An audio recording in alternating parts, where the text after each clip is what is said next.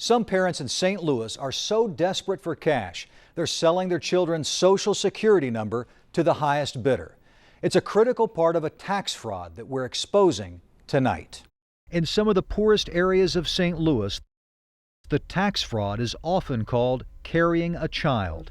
Esther is an unemployed mother of 4. I guess you could say I put my kid up for sale. That's a terrible way to say it, but I guess that's so. I basically gave my children's Social Security number up to somebody else for their taxes. People ask, hey, how many kids you got? Can I borrow one? Mostly unemployed in recent years, Esther has sold her children's Social Security number several times, letting a relative claim some of her children as his own on his tax return. She says the federal government has paid him thousands of dollars in refunds. She splits the refund with him, pocketing up to $1,500 per child. At first I felt guilty, but then I feel like I was taking care of my child. During tax time, they look for people to carry their children for a dollar amount. That's common. This man, we'll call Mike, has falsely claimed someone else's children on his tax records for nearly a decade. Going rate for carrying a child is $1,000 though. That's a pretty good deal. The only thing you're doing is giving that person the right to carry your child so that you can get some money back. And they both get money back. It helps across the board. I think they should legalize it.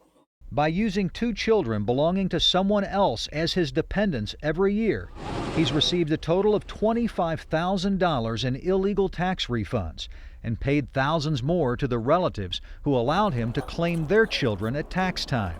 He says it's redistributing money to the poor and giving them a chance to come up. People are losing their jobs in our community, losing their houses, their cars, and stuff like that. And it's just economically, it's a terrible time in people's lives right now. So any little come up that they can get will just be great.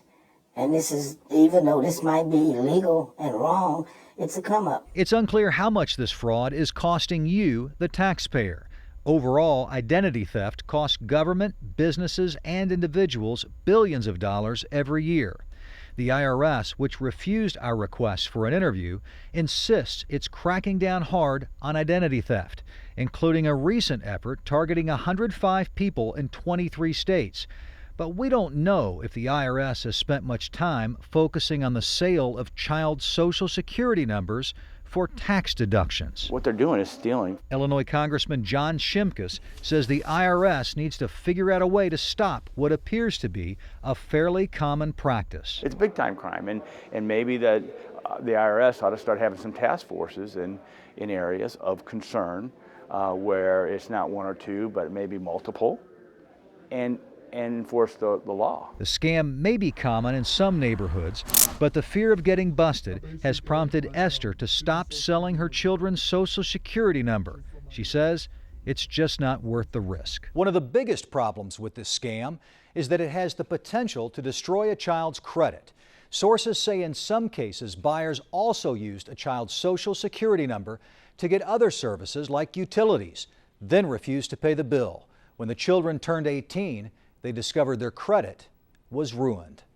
Craig Cheatham, News 4.